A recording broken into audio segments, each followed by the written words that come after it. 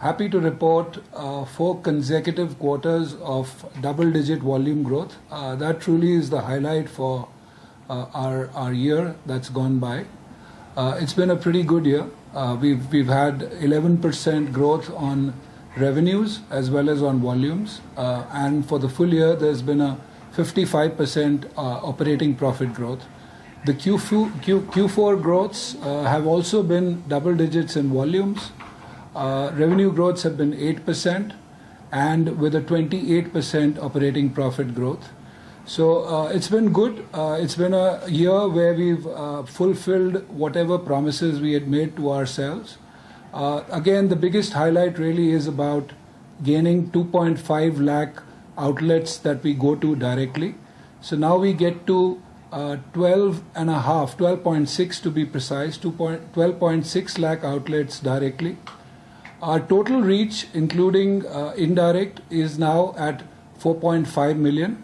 We've closed the gap with our closest competitor by almost 400,000 outlets in the last 3 years. We've been continuously gaining share.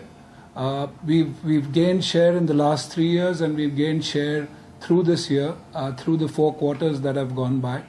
So feel good about it. The issue, if I was to highlight, is the demand. The demand situation has not picked up. We still are finding a deterioration in the demand situation, and now we are at a single-digit growth for the category, which is something that we have to look at. I do think that all the incentives that were declared by the government in the recent budget should start to affect demand and should start to get the demand for the category up in the coming 6 to 9 months. We are hoping for that. We've got our fingers crossed.